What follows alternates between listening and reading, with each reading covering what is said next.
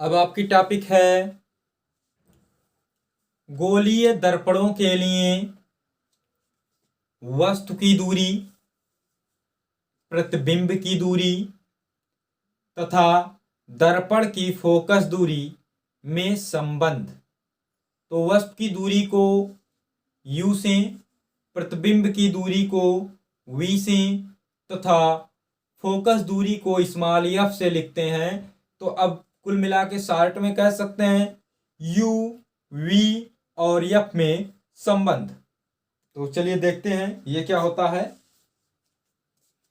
Topic है गोलीय दर्पणों के लिए u, v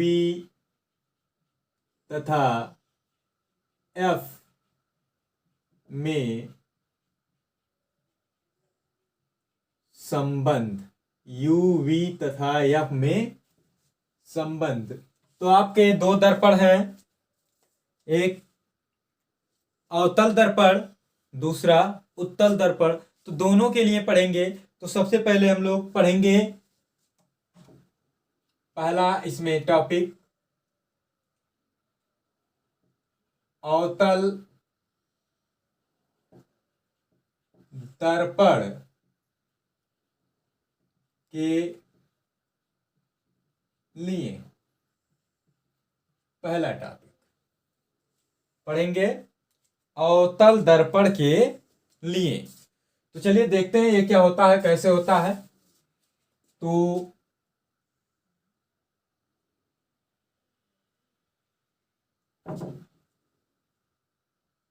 मान लिया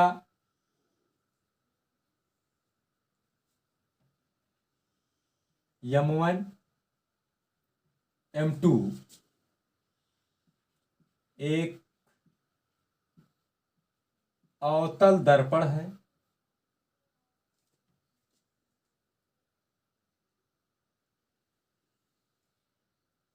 जिसका ध्रुव P, फोकस F तथा वक्रता केंद्र C है। इसके मुख्य अक्ष पर एक वस्तु O डैश रखी है। प्रकाश की एक किरण मुख्य अक्ष के समांतर दर्पण के A बिंदु पर गिरती है और दर्पण से परावर्तन के बाद फोकस से होकर जाती है। प्रकाश की दूसरी किरण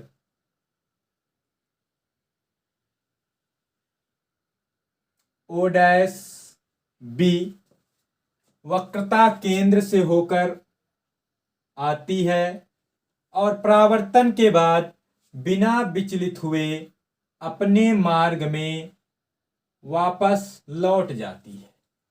ये दोनों प्रकाश की किरणें परावर्तन के बाद I डैश पर मिलती हैं और वस्तु O डैश का प्रतिबिंब I डैश बनता है। अब यहां डेरिवेशन करते समय, निगमन करते समय यहां पर आप एक लंब खींच लेंगे A बिंदु से। यहां बिंदु का नाम दे रहे हैं N। तो इसकी भाषा को कैसे लिखेंगे एक बार फिर बताते हैं। मान लिया M1 M2 एक अवतल दर्पण है जिसका ध्रुव P, फोकस F तथा वक्रता केंद्र C है। दर्पण के मुख्य अक्ष के पर एक वस्तु O डैश रखी है।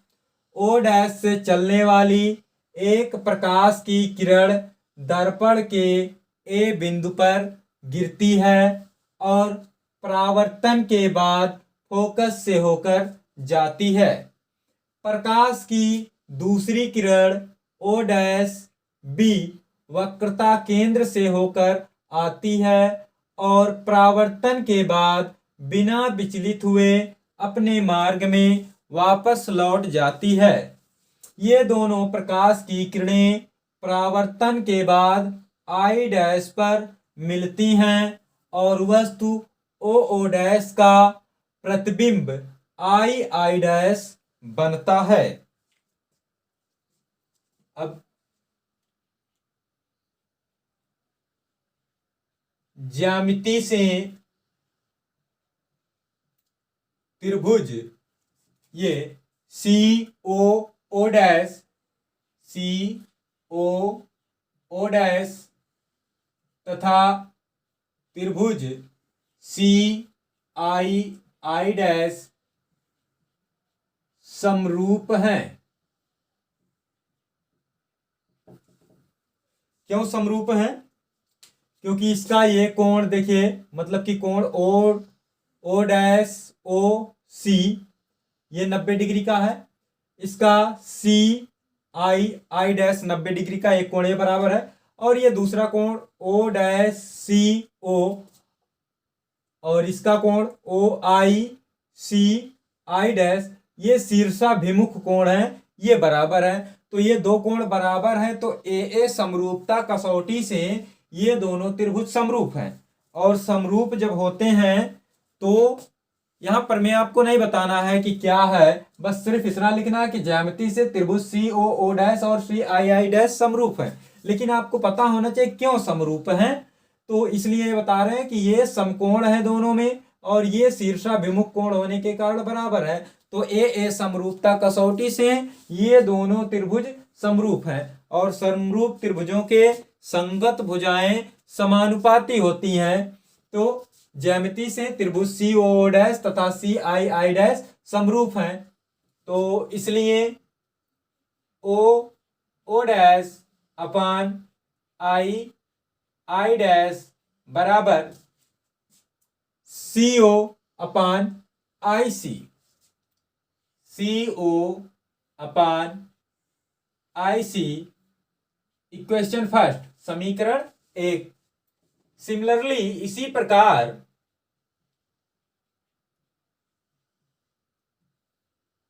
त्रिभुज आपका ये वाला त्रिभुज एफ ए एन तथा एफ आई डैश भी समरूप है। त्रिभुज एफ ए एन तथा त्रिभुज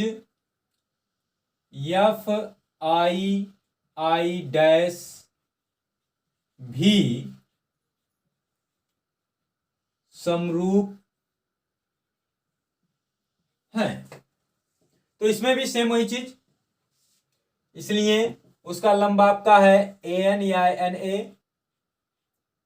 ए अपान आई डैश बराबर एन एफ अपान इसका आधार आपका है एफ आई। परंतु ये जो किरण गई हुई है ये समांतर गई, यानी कि ये ए एन और ये ओ डैश बराबर हैं, परंतु एन ए या ए एन बराबर आपका है ओ डैश। तो N A is equal O dash, इसलिए O dash upon I dash is equal N F upon F आई।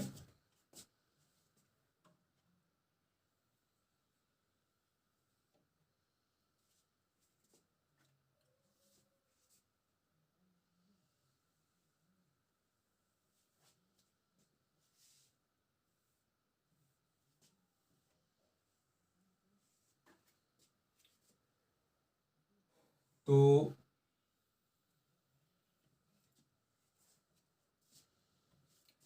अब यहां से इसे बना देते हैं इक्वेशन सेकंड, समीकरण 2।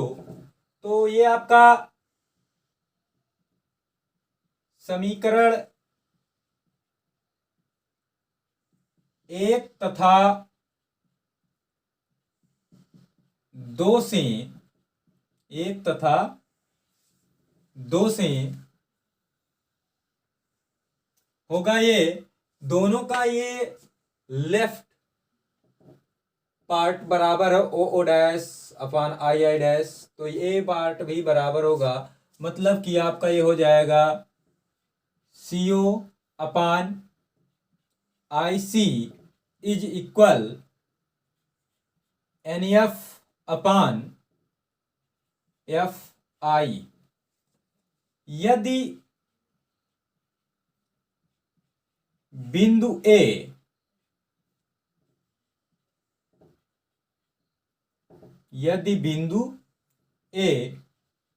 दर्पण के ध्रुव P के समीप हो,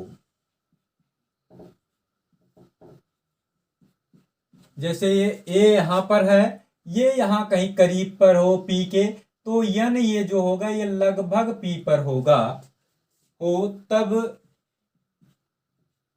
n लगभग P पर होगा। इस स्थिति में NF बराबर PF लिख सकते हैं, NF बराबर PF लिख सकते हैं। तो अब क्या होगा, यहां से तो आपका आ जाएगा, इसलिए CO upon IC is equal NF की जगह पर अब लिखेंगे PF अपान FI। तो CO ये इतनी दूरी है, इसको आप लिख सकते हैं PO माइनस PC। तो इसे लिखेंगे PO माइनस PC अपान दूरी है IC, इसको लिख सकते हैं PC minus PI, PC minus PI। PF तो फोकस दूरी है तो पता है, अपान FI ये इतनी दूरी नहीं पता है क्या है, तो इसको आप लिख सकते हैं PI minus PF, PI minus PF, ये इतना लिख सकते हैं। परंतु इसमें जो दूरियां हैं उसको दर्शा लेते हैं कि कौन क्या है। परंतु PO, PC, PI और PF ये क्या है देखते हैं। PO यानी यहां तक की दूरी, वस्तु तक की दूरी, इस वस्तु तक की दूरी को लिखते हैं U से। और ये देखिए प्रकाश इधर गया, दूरी इस तरफ से इस तरफ नाप रहा है, मतलब विपरीत दिशा में नाप रहे, तो ये ऋणात्मक माइनस U। अब ये है PC, ये दर्पण के ध्रुव से वक्रता केंद्र के बीच की दूरी, वक्रता त्रिज्या, यानी कि ये हो जाएगा माइनस R। और PI माइनस V और PF माइनस F, इसलिए अब ये सभी वैल्यू यहां रख दीजिए। Minus U minus R upon PC minus R minus PI minus V is equal PF minus F upon PI minus V, PF minus F। तो minus U minus minus plus और r बराबर 2f ये रख देंगे। आप संबंध पढ़ चुके हैं कि f बराबर r/2, तो वहां से r इज इक्वल 2f, यहां minus 2f minus minus plus v is equal minus f upon minus v minus minus plus f, cross गुणा तिरछा गुणा करा दीजिए तो क्या होगा, इसका इसमें गुणा minus minus plus u v minus u f, अब इसका 2f का minus 2vf plus 2f square, उसी लाइन में आप आगे लिखेंगे, यहां पर स्पेस नहीं इसलिए नीचे लिख दे रहे हैं, बराबर आपका इज इक्वल इसका इसमें गुणा तो 2f प्लस माइनस प्लस और माइनस का हो जाएगा माइनस vf, तो 2f स्क्वायर से 2f स्क्वायर कैंसिल हो जाएगा, चिन्ह सेम है, इधर पक्षांतर करेंगे तो चिन्ह बदल जाएगा। अब इधर इसको छोड़ करके ये दोनों, ये प्लस वाले को छोड़ करके बाकी सबको उधर ले जाइए, तो आपका इधर बचा u v इज इक्वल, इधर आपका पहले से है माइनस vf, अब ये इधर जाएगा प्लस uf और ये उधर जाएगा प्लस 2vf, तो आपका आया uv इज इक्वल, ये 2vf है ये माइनस vf है तो इसमें से ये घटेगा तो बचेगा प्लस vf और ये प्लस uf। अब दोनों पक्षों में